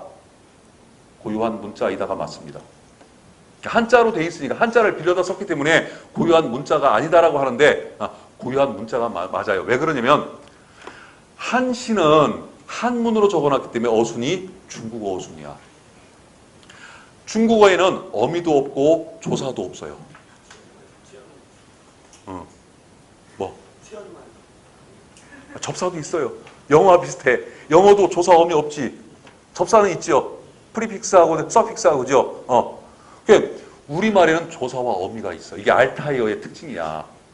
그런데 향찰 표기, 향찰 문자는 우리말 어순으로 거기다가 조사, 어미, 접사까지 싹 다 적어놨어요. 그래서 향찰 문자는 특징이 뭐냐? 향찰 문자는 향찰은 한자를 빌어서 썼지만 한자를 빌어서 썼지만 음으로 빌려 쓴 표기법이 있고 한자는 음과 훈으로 돼 있죠. 훈 뜻으로. 훈만 빌려서 쓰는 표기법이 있어요. 그럼 음차 표기를 한 것은 음으로 읽어야 돼. 훈차 표기한 것은 훈으로 읽어야 돼. 대전 우리 태평동 내가 사는 동네는 태평항동네입니다. 태평하게 생겼잖아. 태평동 옆에 유천동이라고 하는 동네가 있어. 유천동. 한자로 있어요. 버드나무 유자에 내천자. 근데 실은 조선시대 때까지만 해도 이런 동네가 없었어요. 유천동은 동네가 아니라 다 논과 밭이었어. 이 유천, 이게 뭐의 이름이야? 개울의 이름이야. 개울의 이름. 이게 쉽게 말하면 색강의 이름이야. 이게 지금 유둥천이라고 불려. 대전에서 유둥천. 유둥천이 원래 우리 고유어로 버드네요. 버드네. 그래서 혹시 들어봤어요? 버드네 아파트 뭐 이런 거. 대전에서 그래도 제법 유명하고 비싼 아파트야. 우리 아파트 옆에 있어요. 송근호 선생님 사는 아파트. 그거보다 더 비싼 아파트가 그 옆에 있어. 8억 원. 8억 원짜리 아파트. 8억 8억 원짜리 들어왔다고 그래서 나 깜짝 놀랐잖아. 무슨 뭐 아파트가 8억 원이야? 이때 버드라는 말, 버드네라는 지명을 이 동네 가가지고 이제 이 동네 우리 태평동 쪽에서 우리 살았던 할아버지들한테 이 동네를 뭐라고 부릅니까? 버드네라고 부른다고. 그럼 버드네가 왜 버드네예요? 거기 유등천 가봐. 버드나무 되게 많어. 그래서 버드나무 유자 써가지고 내천자 써가지고 이렇게 그래서 이게 먼저야, 이게 먼저야. 이게 뭔데? 고유 지명이 먼저야. 근데 이게 해석이 잘못된 거예요, 지금. 그 할아버지 해석이. 그게 아니라 이 버드네는요, 벌, 들, 플러스 내가 합쳐진 거예요. 뭐냐면, 벌어졌다. 벌리다. 펼쳐졌다. 뭐가? 들이 넓게 펼쳐졌는데 그 사이로 개천이 하나 지나가. 옛날 우리 속지명, 고유어 속지명을 보면요, 이 동네가 어떻게 생겨먹은 동네인지 지형적인 특징이 딱 지명 안에 들어가 있어요. 그래서 내가 가끔씩 학생들한테, 야, 너네 동네가 옛날에 우리 한글로 고유어로 뭐라고 부르는 동네니? 하고 물어봐. 방아실이요. 야, 그 계곡 밑에 있지. 어떻게 아세요? 와보셨어요? 아니? 들으면 알아요. 국어학 연구를 우리 같이 이제 그거 연구한 사람들은 그러니까 우리 조상들은요, 지명을 지을 때 함부로 짓질 않았어. 어떻게 그 지명이 있는 동네가 그 지형적인 특성을 꼭 반영해가지고 그래서 펼쳐진 들에 내가 하나 지나가. 그런데 우리 말은 치조음 앞에 리을 탈락이 잘 일어나. 아들, 님, 아드님, 솔나무, 소나무 이런 식으로 그죠. 그래서 리을 탈락이 돼서 버드네가 된 거야. 이때 버드나무 버드가 아니에요. 근데 얘가 무슨 유자야? 버드나무 유자야. 이 소리하고 버들류의 이 소리하고 뜻은 다르지만 소리가 같아. 뜻과 관계없이 요것만 따다 쓴 거예요 그냥. 다음에 이 천자는 무슨 천자? 내 천자. 이거는 향찰표기가 아니라 한자 표기야. 이거는 향찰표기야. 만약에 지금 할아버지를 해석했듯이 버드나무로 이걸 해석을 했다면 이것도 한자 표기야. 향찰 표기가 아니야. 단순히 여기 있는 이 뜻에 해당하는 소리값이 요거랑 마침 비슷해. 그래서 따다 쓴 거예요. 이런 게 향찰 표기야. 그러니까 음만 그냥 따다 썼어. 그러면 음차 표기한 거. 훈만 따다 써서 훈차 표기. 뒤에 보면 이제 문제가 나와요. 그때 내가 자세하게 정리를 좀 더 해드릴게요. 언제 훈자 표기하고 언제 음자 표기를 하는지 그게 규칙이 있어. 그 규칙을 발견하기 전까지 향찰 문자로 적혀있던 향가는 암호였어, 암호. 그런데 그 규칙을 푼 사람이 양주동 박사고 그 후서부터 이제 향찰 문자가 그냥 풀어지기 시작을 했죠. 그래서 향가가 해독이 된 거예요. 그래서 아무튼 이 향찰에 관련된 문제가 나오면 무슨 작품이 나오냐? 서동요가 나와. 팔고체, 십구체는 문제를 안 내. 왜 안 내? 너무 복잡해서. 여러분들한테 너무 복잡해서 안 내고 향찰 해독에 관한 문제가 나오잖아. 음독했냐, 혼독했냐 이거 따지는 문제가 나왔었어요, 예전에. 그게 나오면 꼭 뭐가 나와? 서동요. 사구체 향가인 서동요가 나와요. 아무튼 간에 사구체, 팔구체, 십구체 향가가 있고 십구체 향가가 향가의 완성형이야. 10줄짜리. 하나, 둘, 셋, 넷, 다섯, 여섯, 일곱, 여덟, 아홉, 10줄짜리. 그래가지고 이 10줄이 어떻게 구성이 되냐면 축구 전법. 축구의 작전법 있죠. 4-4-2 전법. 4, 4, 2 이렇게. 이렇게 구성되고 요게 읽고, 읽고, 삼고 그다음에 둘, 둘, 둘, 둘, 하나. 하나 이렇게. 그래서 이건 1명, 2명, 그래서 6명. 그래서 향가의 형식을 뭐라고 그래? 3, 9, 6명이라고 그래. 19체 향가. 19체 향가만을 또 뭐라고 불렀어요? 사뇌가라고도 불렀어요. 자, 사뇌가는 향가 중에서 몇 구체 향가만? 19체 향가에만 적용시키는 명칭. 그때 19체 향가는 맨 마지막 여기 요 부분. 이걸 낙구라고 그래. 낙구. 낙구. 어떤 시가 있을 때 맨 마지막 부분을 낙구, 첫머리에, 낙구 첫머리에 뭐가 있어? 여기에 차사라고 불리우는 일종의 감탄사가 있는 것이 19체 향가의 특징입니다. 그런데 이게 어디로 계승이 돼? 시조로 계승이 돼. 시조. 시조가 하나, 둘, 셋, 넷, 다섯, 여섯. 그래서 여기가 1장, 2장, 3장. 다음에 이게 1구, 2구, 3구, 4구, 5구, 6구. 그래서 3장, 6구. 똑같잖아, 숫자가. 그죠? 거기다가 시조도 낙구 첫머리에 여기 부분에 아이야 어쩌고 저쩌고 어주버 어쩌고 저쩌고 감탄사가 형성이 돼. 그래서 시조는 뭐로부터 유래됐다? 향가로부터 유래됐다는 설이 있어요. 형식적으로 이렇게 구성이 되고, 다음에 향가는 고려시대에 넘어와서, 고려시대 신라가 망했다고, 통일신라가 망했다고 해서 바로 향가가 사라지는 게 아니야. 이렇게 이 언어나 음악 이런 것들은 금방 사라지진 않아요. 12구체로 또 바뀝니다. 두 개가 이제 더 늘어나, 줄이. 12구체. 12구체 향가라고 한 작품이 발견이 돼서 도이장가라고 하는 12구체 향가가 발견됐는데, 이게 언제 쓰여졌냐면 고려 중엽에 쓰여진 향가예요. 그러니까 고려 중엽까지는 향가를 불렀다라는 얘기야. 가장 많이 부른 것은 통일신라 시대예요. 그걸 어떻게 할 수 있냐면 중국의 그 역사책을 보면은 거기 뭐라고 돼 있냐면 중국 역사책에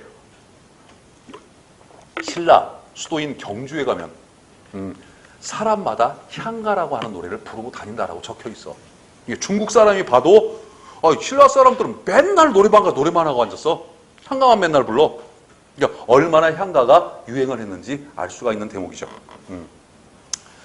자, 그런 거고, 다음에 거기 보면 뭐 그런 내용들이 자세하게, 지금 저는 중요한 것만 얘기를 하는데 자세하게 쭉 작품들도 분석이 쭉 돼 있으니까 집에 가서 꼭 한번 읽어보시기 바랍니다. 거기 보면은 10번의 의 1번 읽어. 시작. 네, 다음에 2번, 3번, 4번. 이런 건 그냥 알아두시기 바랍니다.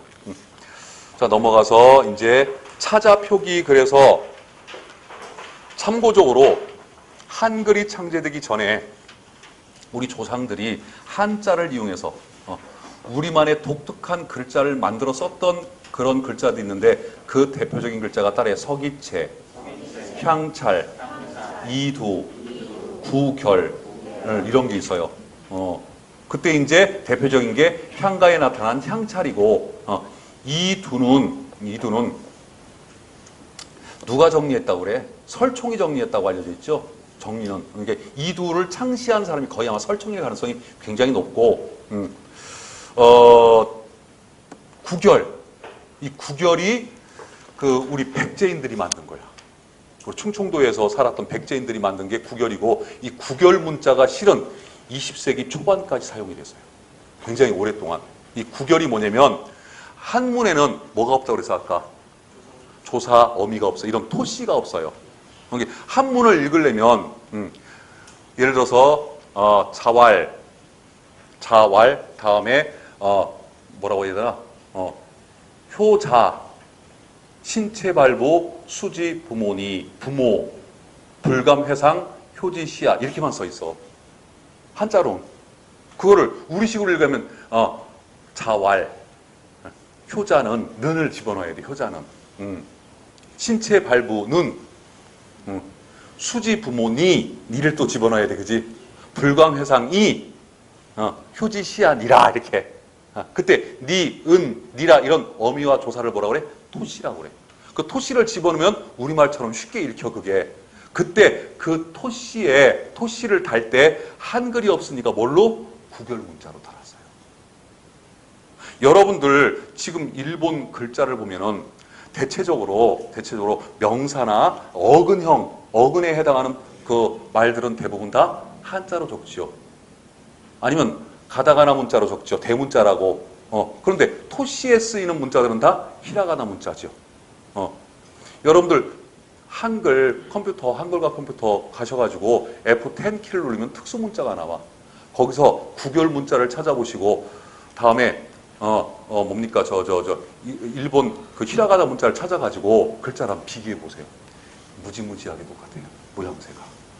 그러니까 일본의 히라가나 문자는 바로 백제에 뭘 갖다 쓴 거다? 구결 문자를 갖다 쓴 거예요, 실은. 그래놓고 일본들이 꼭 까불어, 그렇게. 이렇게 서기체, 향찰, 이두, 구결 네 가지. 이게 언제까지 쓰였다, 뭐다, 이거 몰라도 돼. 그냥 네 가지만 외워놔. 혹시 이 중 아닌 것, 뭐 이런 식으로 문제가 나올 수가 있어.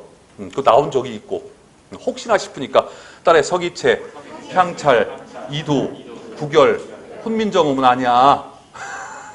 훈민정음은 전혀 다른 글자고 독창적인 문자죠. 그런데 서기체와 향찰과 이두, 구결은 한자를 이용해서 만든 우리 글자예요. 다음에 고려, 소교 따릅니다. 고려, 소교 또는 고려, 가요. 다음에 경기체가 고려 시대를 대표하는 노래는 두 개가 있어요. 이렇게 고려, 가요와 다음에 경기체가가 있는데 대체적으로 이 고려 소교와 경기체가가 탄생한 때는 고려 중엽 정도로 알려져 있고 그리고 이제 고려 말기에 성행을 했었고 그러다가 조선 초까지 불리는 그러니까 고려 소교가 한글로 기록이 돼 있는 거예요. 고려 소교의 가장 대표적인 3대 고려 소교가 따라해 청산별곡, 서경별곡, 가시리 다 악학괴봄이나 시용향 악보라는 책에 안 적어도 돼. 다 한글로 기록돼. 뒤에 다 써 있어요. 책에 다 써 있어. 다 한글로 기록이 돼 있어. 그러니까 학생들이 특히 고딩 중에 조금 호기심 많은 애들이 이런 질문을 해. 선생님, 분명히 고려 가요는 고려시대 노래인데 어떻게 그게 한글로 써 있대요? 그렇잖아, 그지? 한글이 고려시대 창제된 것도 아니고. 한글 창제는 1443년이고 조선 건국은 1392년 빼봐. 43에 39 빼면 그 산수 잘하는 애들이 없어. 1443년 빼기 1392년. 어렵다, 어렵기는 그죠. 하여튼간 뭐 50년도 안 나 차이가. 51년이에요. 51년밖에 안 나. 그러면 고려시대 때 어린 시절을 보내고 한글 창제 때쯤 한 60살 먹은 사람이 있었을 거란 말이야. 아무리 조선시대 평균 수명이 짧았어도 6, 70가에 사는 사람들이 가끔 있겠죠. 그러니까 한글 창제 이후에 세종대왕께서 민간에 널리 유포되어 있는 노래와 민간에 널리 유포되어 있는 이야기를 한글로 적어갖고 와라, 훈민정음으로 하고, 한글을 아는 젊은 학사들을, 시편전 학사들을 각 지방으로 파견을 보낸 거예요. 말모이처럼, 사전 만들 때처럼. 그래가지고 이 시편전 학사들이 지방에 가서 노인네들 만나가지고 할아버지 할머니 막걸리 받아주고, 우리도 그거 했었어요. 대학 때 무슨 조사한다고. 그러면요, 요즘 시대 할아버지 할머니, 1980년대 할아버지 할머니는 막걸리 받아주고 한 잔 주고서 노래 부르려면 일단 트로트 뽕짝부터 일단 자기가 잘 부르는 거, 좋아하는 거, 그래도 그걸 다 녹음을 따야 돼. 언제 진짜 내가 원하는 노래가 나올지 모르잖아. 근데 녹음기를 딱 들여대면은 잘 못해요, 사람이. 그래서 그러다가 보면 할아버지 그거 말고요, 어렸을 때 불렀던 뭐 동요나 뭐 이런 게 애들 시절에 불렀던 거 좀 해줘. 그런 거 있지. 그럼 그러고 이제 슬슬 불러. 그럼 그거를 녹음기에다 일단 따. 그래놓고 이제 갖고 와서 연구실에서 그걸 틀어놓고 적는 거야, 그대로. 그 할아버지 할머니들이 그 녹음을 하다가 에헴, 기침을 하면 에헴, 기침 이렇게 다 써야 돼.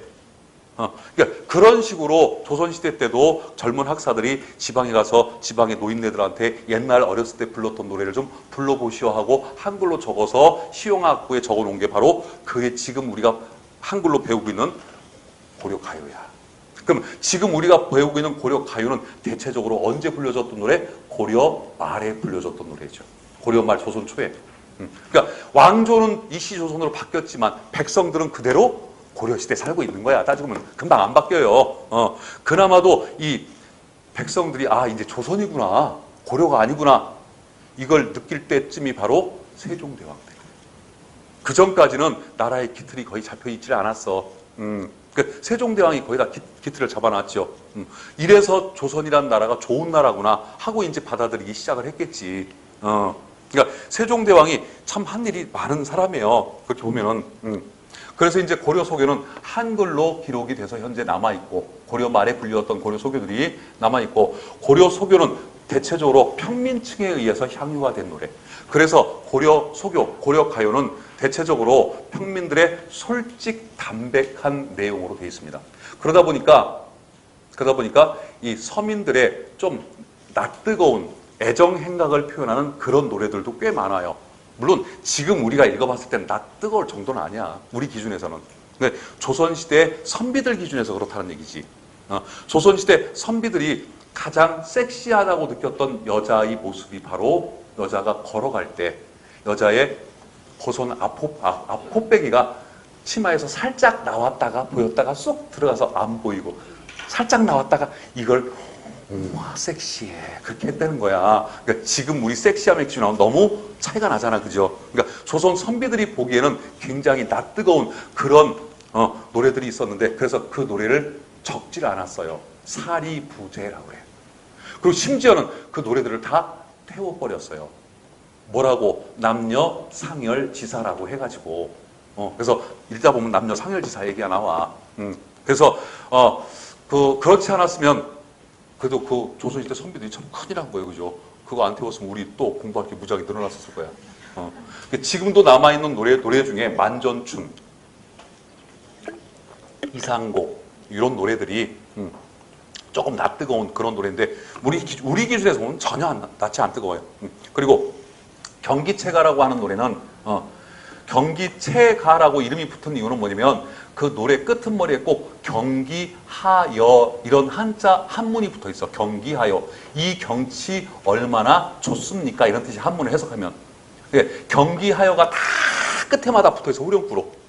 그러다 보니까 그 경기라는 말을 따가지고 경기채가다라는 이름을 붙여놨는데, 경기채가는 고려시대 때 귀족들이 향유했던 문학인데, 실은 고려 말에 문학을 했던, 글을 쓸 수 있었던 이 문신들은 대부분 다 낙향을 해가지고 고향에서 살았어. 왜? 고려 말은 무신 정권, 최씨 정권의 집권이 있었죠. 그러다 보니까 그 무신 정권에 아부하고 문신으로서 자존심을 구기지 않은 이상에는 무신 정권에 써주질 않아.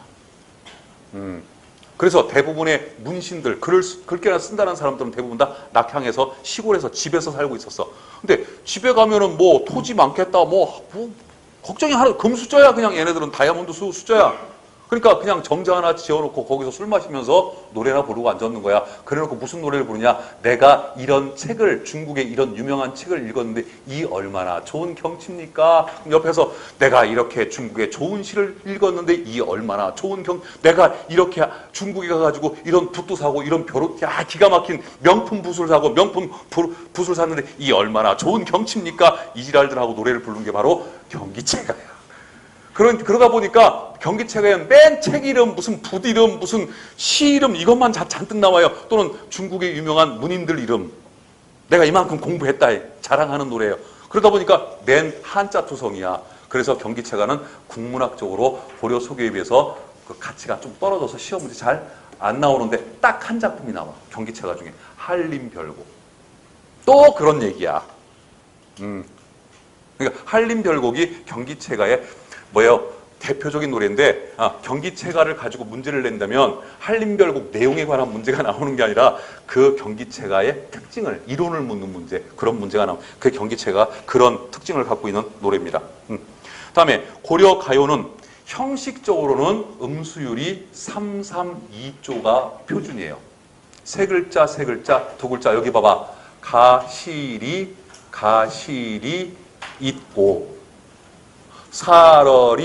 사러리 랐다 이렇게 음수율은 332. 그러니까 332로 쪼개지니까 몇 박자야? 세 박자야. 그래서 삼음보. 다음에 거기 형식에 보면은 음수율은 332조, 333조, 334조 등 다양하게 나타났지만 기본은 332조고 음보율은 3음보고 대부분 분장체, 장이 나뉘어져 있다. 또는 분절체, 절이 나뉘어져 있다.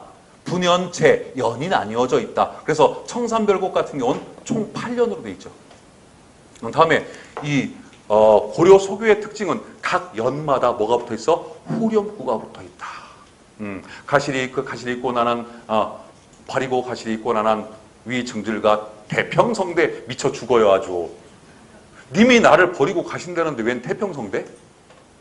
그러니까 가만히 보면 고려 소교의 내용과 이 후렴구가 맞질 않아. 내용은 무지하게 슬픈 내용인데 후렴구는 굉장히 기쁘고 쾌활하고 명랑한 내용으로 돼 있어. 실은 청산별곡도 굉장히 슬픈 노래예요. 청산에 내가 가고 싶어서 살고 싶어서 하는 노래가 아니야. 이따가 배우겠지만 뭔가에 떠밀려가지고 하는 수 없이 청산. 군대 가고 싶어서 가는 놈 있으면 손 들어봐. 나밖에 없어. 그러니까 군대 가서 그나마도 이제 좀 긍정적인 마인드를 갖고 있는 사람들은 어떻게 계속 끌려왔으니까. 하여튼 왔으니까 좋다고 생각하고 기쁘게 이 시간 한번 즐겨보자. 그래도 안 즐겨지는 게 군대 생활이야. 그런 식으로 온 사람이 청산에 그러니까 되게 속세에 대한 미련이 되게 많아요. 청산에 사는 걸 굉장히 힘들어해요. 이 사람은. 그런데 후렴구는 되게 방정맞아. 얄리 얄라샴 얄라리 얄라 이런 식으로. 이렇게 고려 소교와 후렴구가 안 맞는 이유가 시험 문제 나온 적이 있어요. 이게. 왜 그러냐면 고려 가요가 조선이 되면서 이 고려 가요가 세종대왕이 채집을 해가지고 시용향악보 악학개범을 만들어서 이 노래를 뭘로 만들었냐면 궁궐음악으로 궁중음악으로 만들었어요. 그러니까 궁중음악은 뭔가 좀 새로 만들어진 국가에서 그죠? 궁중음악으로 쓰려면 이 궁중음악이 좀 밝아야 돼. 근데 대부분의 고려 가요가 어두워. 그러니까 후렴구라도 밝게 집어넣어. 그러니까 후렴구는 원래 고려시대 때 있었던 후렴구가 아니라 조선에 와서 궁중음악으로 사용되면서 만들어진 후렴구일 가능성이 높다는 것이 학자들의 가장 전체적인 의견이에요. 자, 넘어갑니다. 거기 특징, 나오잖아. 남녀 상열지사, 사리부제 이런 거 나오잖아요. 그죠? 거기 문헌은, 고려 소교가 적혀있는 문헌은 악학개범, 악장가사, 시용향악보. 이게 대부분이 세종대왕 때 만들어진 그런 책들입니다. 자, 넘어가서 이 작품에 보면은 삼오곡, 상저가, 제목이라도 따라합시다. 삼오곡. 예, 효. 우리 충북이 나온 유명한 트로트 가수 태진아의 삼오곡. 이란 노래가 있죠. 그 삼오곡도 바로 같은 노래예요. 상저가. 이것도 효도에 관한 노래. 다음에 동동. 중요한 노래죠. 정석가. 청산별곡. 예, 유명한 노래죠. 가시리. 서경별곡. 요 세 작품이 또 3대 가사라고 그랬죠? 다음에 이상곡, 만전춘, 쌍화점. 쌍화점 어디선가 들어본 것 같아, 그지? 영화. 또 이상한 영화 했었죠? 남녀 상열지사에 해당하는 영화. 다음에 고려 소교의 대표적 후렴구, 이것도요, 가끔씩 나왔어요. 가시리 놓고 후렴구만 싹 비워놓고 여기 알맞는 후렴구 찾아라. 나왔으니까 이거 좀 알아두세요. 청산별곡은 따라합니다. 얄리얄리얄라 형 얄라리얄라. 삼호곡은 위덩더둥형. 가시리는 위증질가 태평성대. 동동은 아우 동동다리. 실은 동동도 슬픈 노래예요. 나를 떠나간 사랑하는 님을 그리워하는 노래야. 근데 후렴구는 동동다리 아주 다음에 정읍사 어기야 억양돌이 아우 다롱들이. 서경별곡 위 두어령성 두어령성 다랭들이. 요렇게 6개 작품의 후렴구는 알고 있는 게 좋아요.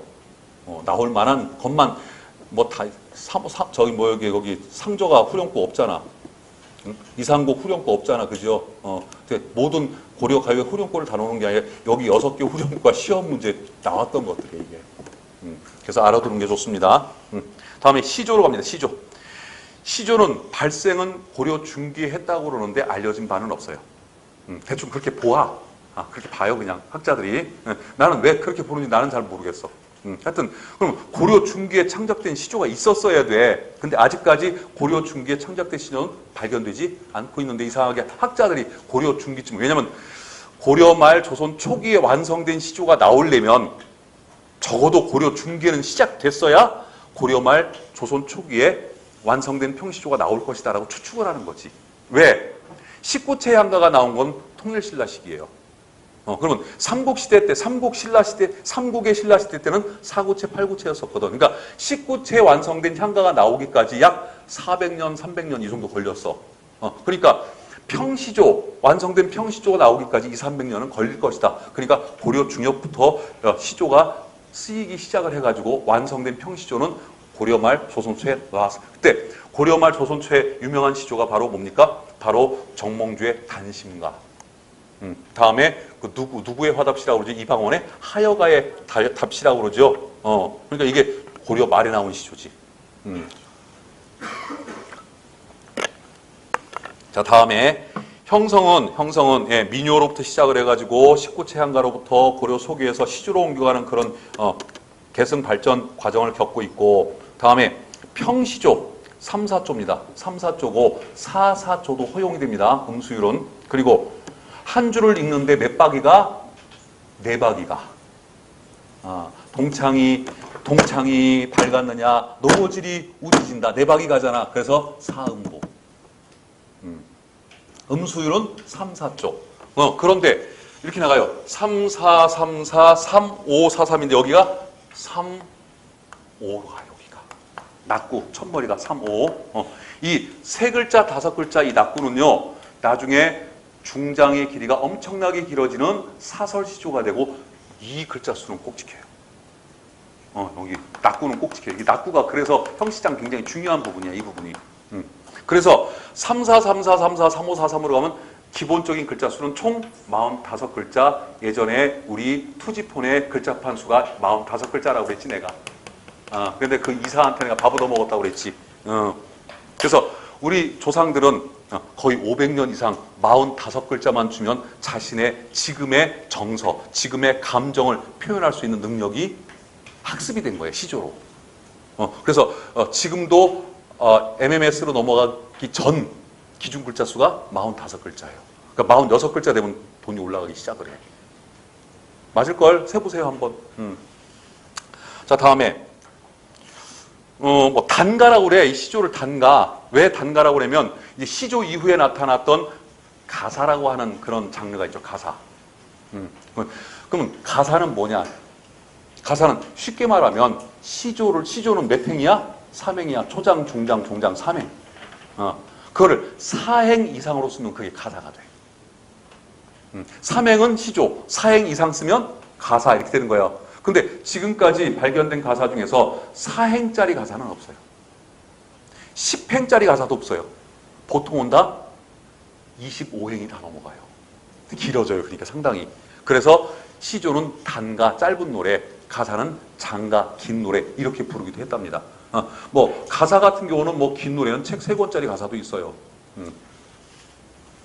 넘어갑니다. 뭐 거기 그 형식상의 종류나 이런 건 여러분들이 읽어보시면 되고, 평시조, 어시조는 뭐 그렇게 중요하지 않아요. 어시조는 평시조가 사설시조로 바뀌는 때 그때 이제 등장한 좀 그 시조라서 평시조하고 사설시조만 알아두시면 돼요. 사설시조는 중장의 길이가 엄청나게 늘어납니다. 중장의 길이가 45글자가 넘는 시조도 많아. 다음에 거기 보면은 이제 강호가도라고 하는 말 있죠. 강호가도. 강호가도는 뭐냐면은 바로 자연과 함께 즐기는 시가 문학을 통틀어서 강호가도라고 그래요. 자연과 함께 자연을 즐기는, 즉 자연 친화적인 주제를 갖고 있는 시조 또는 시가 문학은 다 강호가도라고 그래요.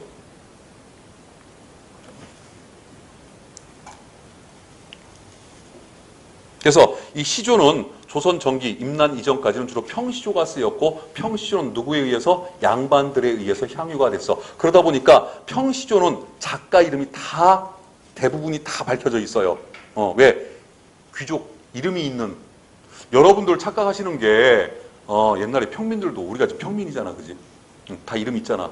그럼 조선시대 평민도 이름이 있었던 거로 착각을 하시는데, 아니, 이름은 성하고 이름은요 귀족 양반 계층하고 중인 계층까지 밖에 없었어. 평민과 천민은 성 이름이 없었어요. 그냥 개똥아 새똥아 이렇게 불렀어요. 그냥. 그러다가 이제 그 갑오 경장 이후에 이제 그 신분제가 사라지면서 그때 이제 뭐랬냐, 신분제를 사라지게 하려면 평민과 천민도 성과 이름을 줘야 돼. 그래서 천민과 평민에게 너희들도 성 갖고 싶은 거 가져. 이름 갖고 싶은 거 가져. 그래서 평민과 천민이 그때 이제 제일 많이 가졌던 성이 경주김씨야. 현재 단일 성씨로는 경주김씨가 제일 많아요. 우리나라 인구수에서. 그 다음에 많은 게 전주이씨. 왜? 왕족이잖아, 왕족. 나도 왕족 한번 돼보고 싶어. 그래서 그런 이제 좀 잘 팔리는 성씨들은 그 성씨, 얘가 경주김씨. 저 뭐라 그래? 그 장자야, 얘가. 근데 내가 뭐 승리야. 내가 이제 이름을, 이제 성을 하나 있어야 돼. 얘한테 쫓아가가지고 경주김씨 족보 좀 하나 주시오. 그냥 줘요? 돈 받고 주시오. 그러니까 인기 있는 성씨는 족보값이 비쌌겠지. 그래도 돈이 있는 평민 천민들 장사를 해가지고 이제 그 당시에 구한 말이 이제 돈이 많았던 그런 평민 천민들이 뭐예요? 그 돈을 가지고 뭘 산 거야? 족보를 산 거예요. 그래가지고 이름이 생긴 거야. 실은 평민 천민은 이름이 없었어요, 조선시대에. 그러다가 이제 조선 후기 임난 이후가 되면서 시조가 어떻게 바뀌어? 사설시조로 바뀌면서, 사설시조는 주로 누구에 의해서? 평민에 의해서. 근데 사설시조의 원류, 사설시조 중에 가장 첫 번째 작품은 양반이 쓴 작품이에요. 양반 누구? 우리가 제일 싫어하는 놈. 정철. 정철의 장진주사. 배웠어요. 문법 1권에 나와요. 문법 1권. 문법 1권 첫 페이지 첫 번째 문제 4번인가 5번에 나와. 배웠어, 우리. 한 잔 먹세 그려 하는 시조 있죠. 그게 사설시조의 원류로 알려져 있어. 그 이후부터 나타난 사설시조들은 거의 작가의 이름이 없어요. 왜? 평민들. 이기 때문에. 뭐 혹자는 그 뭡니까, 양반 계층을 풍자하고 비판하는 그런 내용으로 돼 있어서 이름을 밝히면 잡혀갈까봐. 아니, 이름 자체가 없어요. 자, 넘어갑니다. 그래서 우리가 그런 얘기도 있어. 정격시조, 변격시조 이런 말도 나오기도 해요. 선생님, 이건 또 뭐예요? 정격시조는 평시조. 율격을 정확하게 지키는 평시조. 변격은 뭐예요? 율격을 변형시킨 사설시조. 또 가사도 조선 전기의 가사는 정격 가사예요. 3, 4조로 가. 가사도 맨 마지막 줄은 어떻게 해요? 3, 5, 4, 3으로 가. 시조와 똑같아. 줄수만 늘어나는 거예요.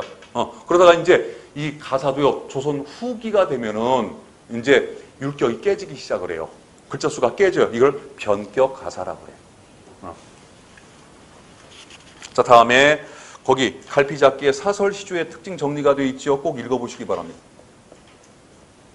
다음에 악장 또는 악장 가사라고 그래요. 이거를 악장 또는 악장 가사. 대표적인 노래가 바로 용비어 천가. 이 악장 또는 악장 가사라고 불리는 이 노래는 오래 가지를 못해 100년을 못 갔어. 세종대왕이 살아 계실 때만 잠깐 나타나고 사라지는 그런 수모를 겪었는데 그게 뭐냐면 고려 가요나 시조 같은 경우는 이 국민들 사이에서 자연 발생적으로 우러나온 문학이야.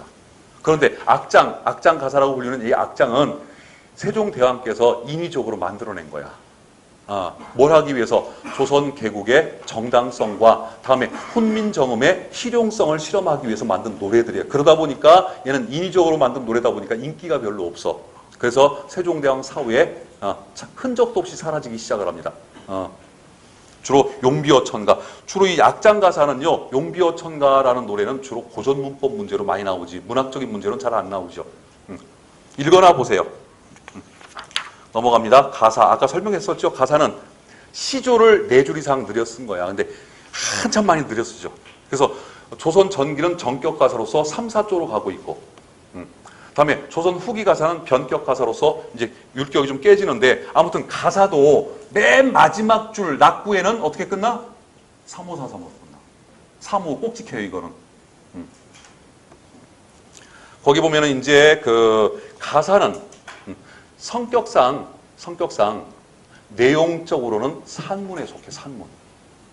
형식적으로는 시조의 형식을 따왔기 때문에 운문에 속해요. 다음에 이 가사의 첫 번째 작품, 현재 남아있는 첫 번째 작품은 상춘곡이에요. 상춘곡. 두 번째 작품이 면왕정가예요. 순서가. 다음에 뭐 나머지 건 읽어보시면 되고요. 거기 가사의 변모양상, 조선 전기와 조선 후기. 아까 내가 정격 가사, 변격 가사 얘기했죠. 역시 가사도 조선 전기는 주로 양반들이 창작하고 향유했고, 조선 후기는 평민층. 주로 이제 구한말에 오면 12잡가라고 그래가지고 이제 구한말에 오면 가사라는 이 명칭이 잡가로 바뀌어, 잡가. 그러니까 시조도 노래로 불렀던 거예요, 직접. 가사도 노래로 불렀던 거야. 예전에 얘기했는데, 이제 돌아가셨는데, 100살이 좀 넘었던 구한말에 기생이었던 할머니가 한 20년 전쯤에 인터뷰에 나와가지고 자기가 불렀던 잡가, 기생들이 많이 불렀어요. 구한말 때는. 그 잡가를 다시 재현을 했는데, 들어보니까 아주 느린 속도의 랩은 빨라야 되잖아, 그죠? 근데 그 랩을 아주 느리게 부르면 그게 가사더라고. 남자들은 가끔 보셨나? 할아버지들 목욕탕 가면, 공중 목욕탕 앉아서 혼자서 흥얼, 뭐라고, 쭝얼. 그게 가사를 자기도 모르게 배 있는 거예요. 그게 가사를 읊고 있는, 노래 부르고 있는 거예요. 그래서 지금도 우리나라에서 가장 큰 우리 국악 대전인 전주 대사슴놀이라고 하는 국악 그 대전이 있어요. 거기서 우승을 하면 그 명창 소리 듣고 그래. 거기에 각 여러 가지 판소리 부문도 있고 무슨 춤 부문도 있고 고전 무용도 있고 무슨 동악 부문 여러 가지 부문인데 그 중에 시조창 부문이 있어. 시조를 노래로 부르는 거. 이게 원래는 향가도 노래였고 고려 가요도 노래였고 시조도 노래로 불렀고 가사도 노래로 불렀어요. 근데 어떻게 부르는지는 우리가 잊어먹었지. 근데 시조는 어떻게 부르는지 아직 기억하고 있어서 시조창이라는 게 있어. 언젠가 한번 내가 시봉을 보여준 게 있는데 동창이 이 자가 언제 끝날지 몰라. 이 폐활량도 무지하게 좋아야 돼. 이 활간 노냐 뭐 이런 식으로 노래를 하더라고. 그게 다 노래로 불렀던 거예요. 실은. 가사도 아마 그렇게 불렀을 거예요. 자, 주요 작품 관동별곡, 상춘곡, 삼위인곡, 송민곡. 우리가 가사 그럼 꼭 배워야 되는 가사는 상춘곡, 면왕정가, 다음에 정철의 3대 가사인 관동별곡, 삼위인곡, 송민곡, 여류가사인 뭡니까? 규원가. 요 6작품은 기본적으로 배워야 되는 가사예요. 배울 겁니다, 앞으로.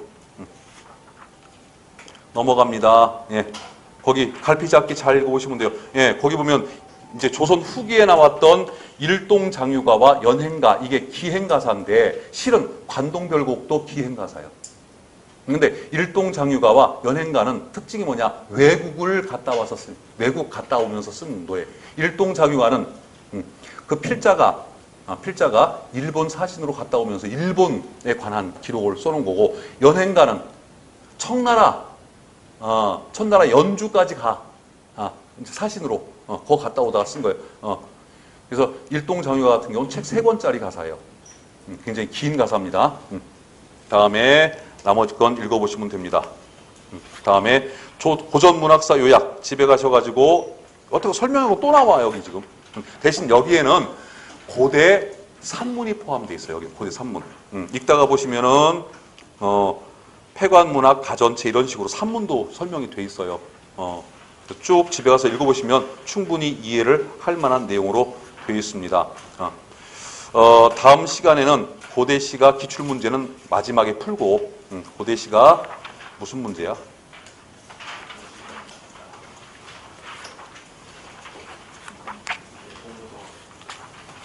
어딨냐? 130, 120, 130. 이렇게 안 나와. 고대시가 예상 문제 여기서부터 그래서 물론 여기 고대시가는 제가 설명을 다 하는 건 아니에요. 현대시 같은 경우도 지금 필요한 작품, 꼭 설명을 해야 될 작품만 했는데, 고대시가도 그렇겠지만 고대시가는 10편이 있으면 한 8편을 설명할 거야. 왜? 여러분들이 모르니까. 현대시는 그래도 이렇게 갖다 놓고 내가 몇 작품 배우고, 그리고 이제 이 책에 써 있는 설명, 이 책에 써 있는 게 저 설명이 다 내 블로그에 있는 거랑 똑같은 거예요, 내용이. 그 블로그 가서 보시고 그러면은, 그래도 현대 문학은 그나마 이해가 좀 가는데, 고대 시간은 학생들이 그러더라고요. 읽어봐도 이해가 안 가요, 설명을. 그래서 최대한 고대 시간은 여기 있는 작품들은 최대한 제가 하는 방향으로 가겠습니다. 그래서 고대 시가 설명할 때 조금 시간이 걸려요. 다음 시간에 뵙겠습니다. 수고하셨습니다.